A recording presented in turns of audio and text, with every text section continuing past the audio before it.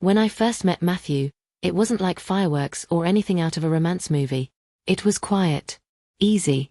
We met at a friend's barbecue, one of those casual Sunday afternoon things with grilled corn, music playing off someone's Bluetooth speaker, and people scattered on blankets with paper plates.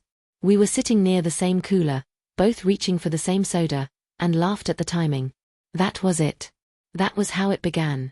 Matthew had this soft way of speaking, kind of like he was always listening, always thinking. I liked that about him. We talked about small things that day, work, music, travel, nothing deep. But it was enough. A few days later, he found me on Instagram and asked if I wanted to grab coffee sometime. I said yes. At first, everything was so simple. He was attentive, he texted me every morning, and he never tried to rush things. It was refreshing. I had been through a few failed relationships before him, some emotionally exhausting, others that just faded, but Matthew was different. I told myself not to fall too fast, but honestly, it was hard not to. We spent the first few months doing all the little things that build memories, Sunday brunches, lazy evenings binge-watching shows, long walks while talking about our childhoods. We laughed a lot. He made me feel like I could be soft with someone again, like I didn't have to keep my guard up all the time. That's a rare feeling.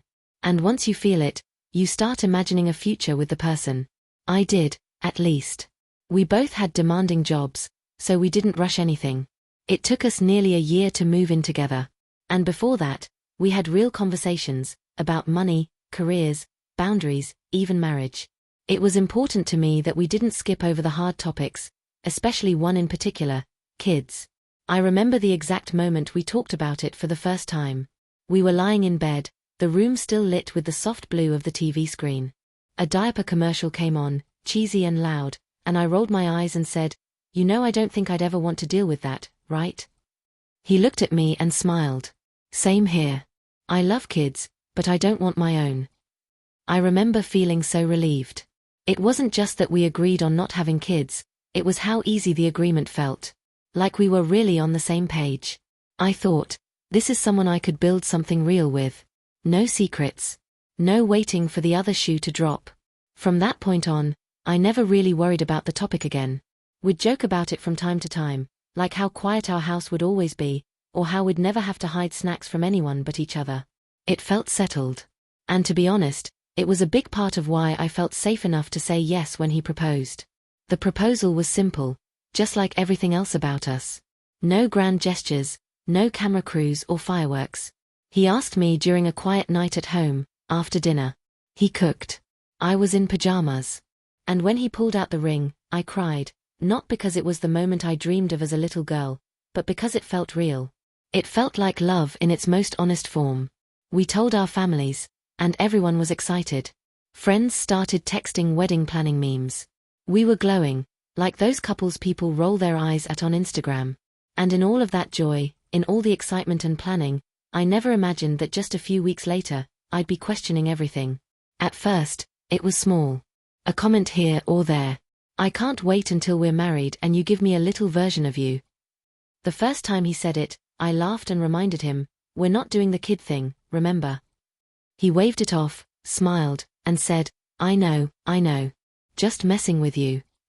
I believed him. But then he said it again. And again. And again. And every time, it felt less like a joke and more like a quiet expectation he was planting between us. I tried not to read too much into it. I told myself, maybe it's nerves. Or it's just something people say without thinking. But deep down, I started to feel something shift. Not just in him, but in me too. I found myself lying awake at night, staring at the ceiling, wondering what changed. Why was he suddenly bringing up babies like it was part of the plan? Had he been pretending all along just to keep me? Or was he hoping I'd change my mind now that we were engaged? The questions kept piling up in my head. I didn't want to nag, didn't want to seem paranoid. So I stayed quiet for a little while. But my silence didn't stop the comments. If anything, they got more frequent. And eventually, they started to feel like pressure. I think people don't always understand how big of a deal it is when two people agree on something like kids. It's not just a preference, it's a life path. Whether or not you want children affects everything. Where you live, how you spend your time, what your future looks like. That's why, When Matthew and I talked about it and realized we were on the same page, I felt like I could finally relax. It happened early in the relationship, maybe around the 3-month mark. We were spending a lot of time together, and it just felt natural to talk about the deeper stuff. One night, we were watching a show where a couple was overwhelmed with 3 kids under 5, and I made a comment like, "Wow, I can't imagine that life. I don't think I'm built for it." He looked over at me, nodded slowly, and said, "Yeah, me neither. I mean, I like kids.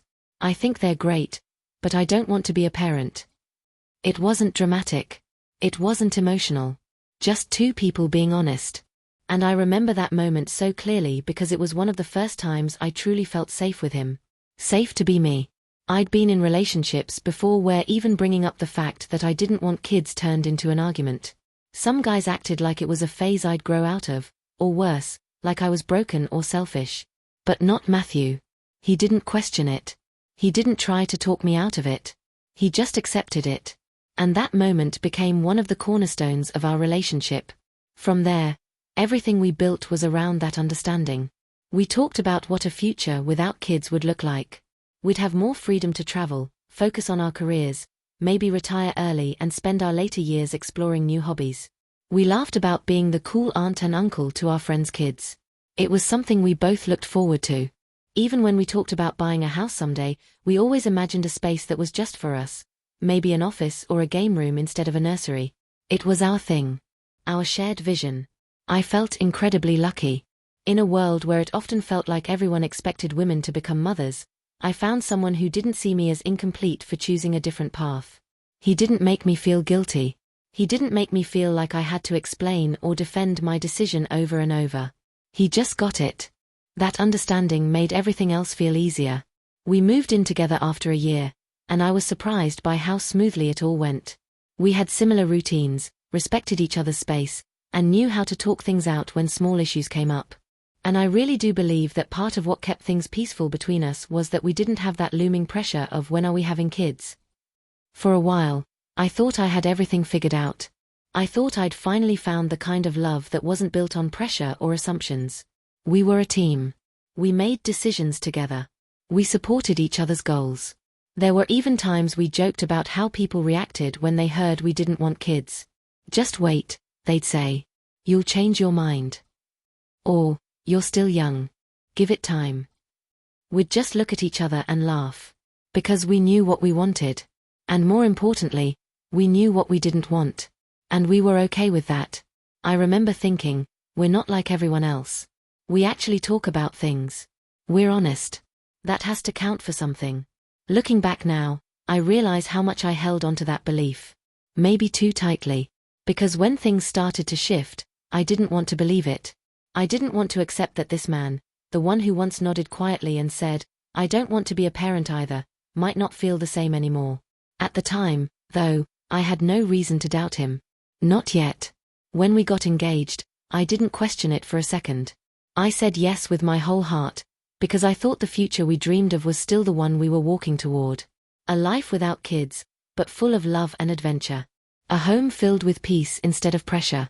But if I'm being honest, there was a tiny voice in the back of my mind that wondered, what if he changes his mind? I ignored it. Pushed it away. Everyone has doubts sometimes, right? Still, I wish I had listened to that voice a little more. Because what started out as a quiet shift would soon become impossible to ignore. When Matthew proposed, it was perfect. Not just because of the ring or the setup, but because in that moment, it felt like we were exactly where we were supposed to be. He did it during a quiet weekend getaway at this little cabin we both loved. No cameras, no crowd, just us, surrounded by trees and silence. He got down on one knee while we were sipping wine on the back porch, and I remember his exact words. "I want to spend the rest of my life with you, just the way we've always talked about, our way." I didn't even let him finish. I said yes before he could get the full sentence out. It felt so right. Like everything we'd been building finally had a name. Engaged. We went back to the city glowing. Friends were excited. Family was calling and texting non-stop. Even people we hadn't spoken to in ages were suddenly reaching out. The word wedding became the soundtrack of our days. And for a while, it was wonderful. We weren't rushing into anything. We agreed we'd have a long engagement so we could enjoy this chapter without pressure. Planning wasn't a huge priority. We were more about soaking in the moment, taking long walks, sharing excited glances that said, "We're really doing this." But slowly, quietly, something shifted. It wasn't like Matthew turned into a different person overnight. It was more subtle than that. At first, it was just little comments. The kind of things you might brush off the first time you hear them. We were out at dinner with some friends, and one of them jokingly said, "When are y'all popping out kids?" I was ready to respond with our usual "not in the plans," but Matthew beat me to it. He laughed and said, "Oh, she'll give me a baby once we're married." I froze. It sounded like a joke, kind of. Everyone laughed. I tried to laugh too, but something about the way he said it made me feel off. Like it wasn't just a joke. Like maybe he meant it more than I wanted to believe. That night, I brought it up gently. "Hey, what you said at dinner, about me giving you a baby, that's not something you actually want now, right?" He laughed it off. Said, "Of course not. I was just messing around." I wanted to believe him. I chose to believe him. Because that was easier than facing what my gut was already trying to tell me. But it didn't stop there. Over the next few weeks, he kept making comments like that. Sometimes it was when we were alone, sometimes in front of people. Little remarks like, "I can already see you with a baby on your hip, looking all cute. You're going to make the most beautiful mother. You know our kid would have your eyes, right?" I didn't know what to say. I'd laugh awkwardly or change the subject, hoping it would pass. But it didn't. If anything, the comments became more frequent. The worst part? He didn't seem to notice that they bothered me. Or maybe he did notice, but didn't care enough to stop. I finally sat him down one night. We were in bed, the room dark except for the soft light of his phone screen. "Matthew, I need to ask you something, and I need you to be really honest with me." He put his phone down and looked at me. "Okay. Do you still not want kids? Like, really, truly? Because I feel like lately you've been saying a lot of things that make me think maybe you've changed your mind." There was a pause. One of those thick, heavy silences that fills the space between people when something is about to shift forever. He shrugged a little. "I mean, I've been thinking about it more. I don't know. Maybe one day." I felt like the air had been sucked out of the room. "One day." I echoed. "Yeah," he said, sounding almost casual. "I mean, we're getting married. Isn't it kind of natural to think about starting a family at some point?" And just like that, I realized we were no longer standing on the same foundation. I sat up in bed, staring at him like I didn't know who he was. "We talked about this. From the beginning. We agreed we didn't want kids. That was part of why this worked." "I know," he said, sitting up too. "But people change. Feelings change. I'm not saying I want one tomorrow, but I don't know. It's something I think about now." I didn't say anything else that night. I couldn't. My mind was racing, trying to reconcile the man I fell in love with and the one sitting next to me now. In the days that followed, I kept hoping maybe it was just a phase, a moment of confusion. But the comments didn't stop. If anything, they became more pointed, less like jokes and more like quiet expectations. And the worst part was that I started to doubt myself. Maybe I was the problem. Maybe I was being too rigid. Maybe people really did change their minds, and maybe I was the one holding us back from a real future. But deep down, I knew this wasn't about a poor choice of words. This was a crack in the foundation of everything we'd built. After that night, things didn't get easier. Matthew's comments about having a baby kept coming, and each one felt like a little jab at the future I thought we were planning together. It wasn't just once or twice. It was like he had this idea stuck in his head that I'd just give him a baby, and that was somehow the natural next step for us. Sometimes it happened in casual conversations. Other times, it was when we were alone, and he'd say things like, "I can't wait for us to start a family. You'd be an amazing mom." Or he'd mention how he wanted to pick out baby names or imagine what our child would look like. I tried to laugh it off or change the subject, but inside, I was crumbling. At first, I wondered if I was just overreacting. Maybe he was just dreaming out loud, and I was taking it too seriously. But it kept happening. And the more it did, the more I felt trapped. I remember one afternoon when we were visiting his family. His mom kept asking when we were having kids, And Matthew smiled and said, "Oh, soon. Bret's going to give me a baby after the wedding." I felt my heart drop. I gave him a look, trying to tell him without words that this wasn't okay with me. But he just shrugged, like it was no big deal. His family smiled and nodded, clearly excited, but I felt like I was shrinking into myself. Later, I told Matthew how uncomfortable I was. He said, "I'm just joking around. They don't know we don't want kids yet." But it wasn't funny to me. It felt like he was ignoring my feelings. Even when we were alone, Matthew would bring it up. One night, I was lying in bed scrolling through my phone, and he said, "You know, you could make a great mom. I think you'd like it." I stared at him. "Why do you keep saying that?" I asked. He looked confused. "Because it's true. And because I want a baby with you someday." I shook my head. "We talked about this, Matthew. I don't want kids. And I don't think you ever really believed me." He looked away, silent for a moment. "I don't know. Maybe I didn't." That was the first time he admitted it out loud, but I could see the truth in his eyes. It was like the person I fell in love with, the one who said he didn't want kids, was disappearing, replaced by someone with different dreams. I felt hurt, confused, angry. How could we be engaged if we wanted such different futures? How had this become something he could ignore so easily? I tried talking to him again and again, but it felt like my words were bouncing off a wall. He'd say he was sorry, promise to stop, then a few days later, the comments would start again. One time, I asked him straight, "Do you want to have kids more than you want to be with me the way I am?"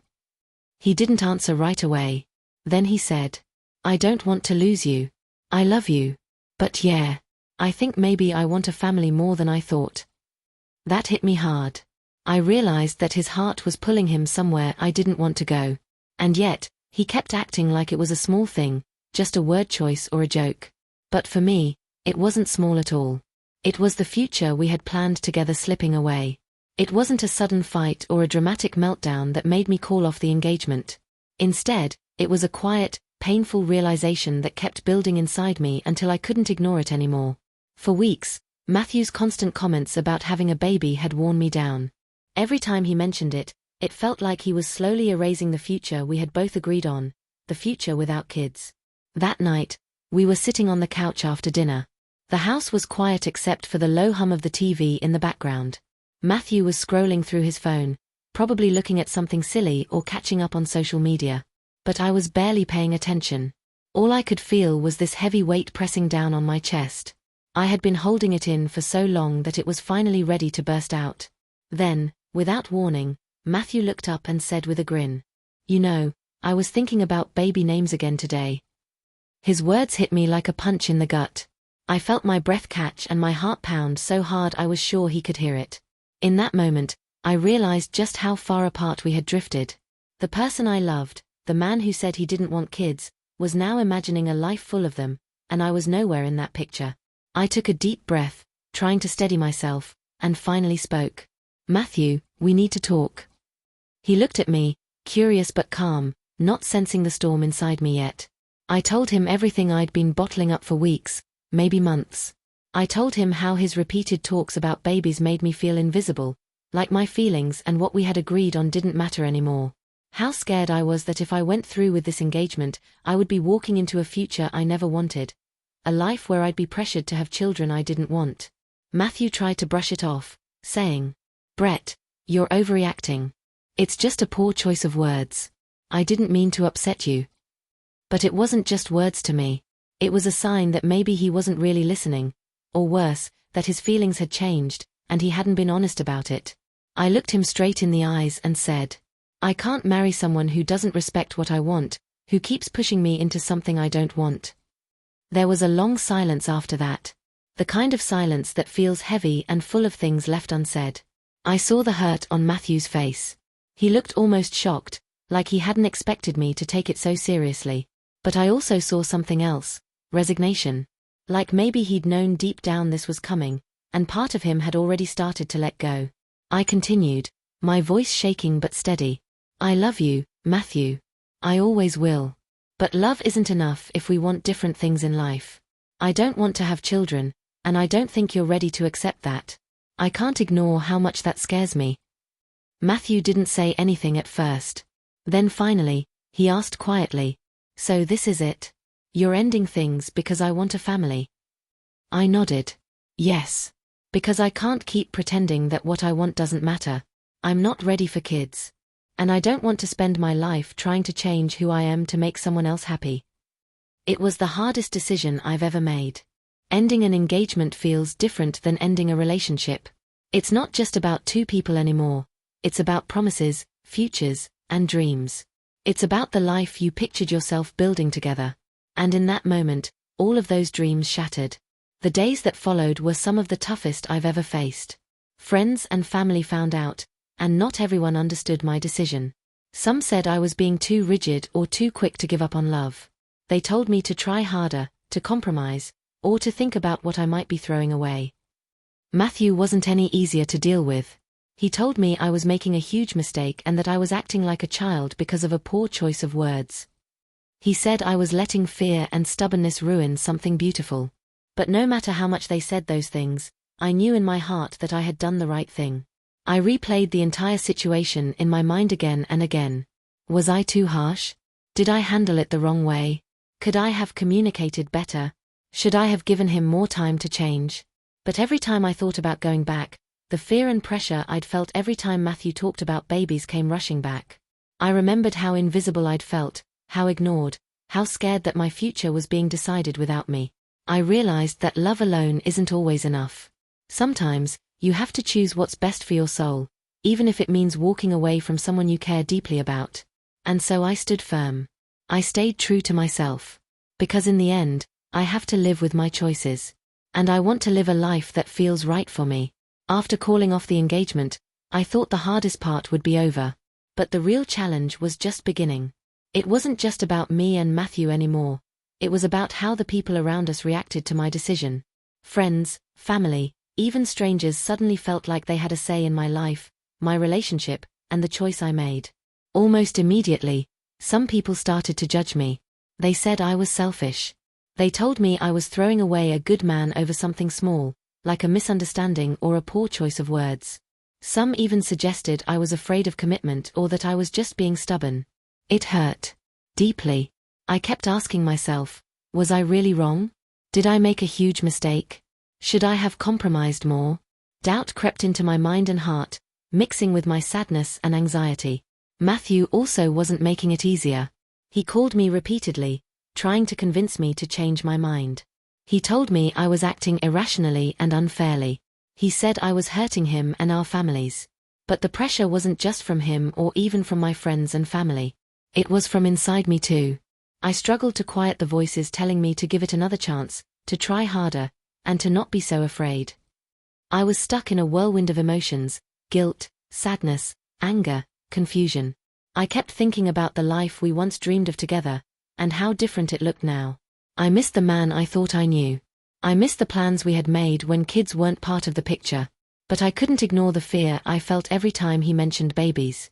One night, after a particularly hard day, I sat alone in my room and cried. I cried because I was scared of the future. I cried because I worried about being judged forever for walking away. I cried because even though I made the choice for myself, it still hurt. But as the days passed, I started to find small moments of peace. I reminded myself why I made that decision. It wasn't out of anger or stubbornness, it was because I wanted to be true to myself. I realized that staying in a relationship where our core values didn't match would only cause more pain for both of us in the long run. I found strength in the support of a few close friends who understood my feelings and didn't judge me. They reminded me that it's okay to put myself first, that it's okay to want different things from life. I also started to accept that not everyone would understand my choice, and that was okay. Some people have their own fears and biases about relationships and children, and sometimes their judgments say more about them than about me. I learned to set boundaries with those who were harsh or unsupportive. I didn't have to explain myself to everyone. This was my life, and my decision. Most importantly, I began to forgive myself for feeling conflicted and for needing time to heal. It's okay to feel uncertain after such a big change. It's okay to grieve the future I thought I'd have with Matthew. I also realized that peace wouldn't come overnight. It's a journey, not a destination. Every day, I remind myself that my happiness matters. That my dreams and desires are valid. That I deserve a partner who respects what I want, just as much as I respect what they want.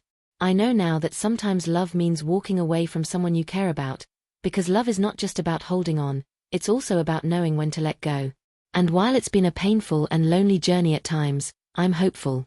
Hopeful that I will find peace and happiness in a life that feels right for me. And maybe someday, I'll find someone who shares my vision for the future. Someone who loves me enough to listen, respect, and walk beside me in whatever path I choose. But until then, I'm learning to be okay on my own. Thanks so much for watching and listening to my story. If you've ever been in a situation where you had to make a really tough choice, I'd love to hear about it in the comments. Don't forget to like, subscribe, and hit the bell so you don't miss any new stories. Take care of yourself, and I'll see you in the next video.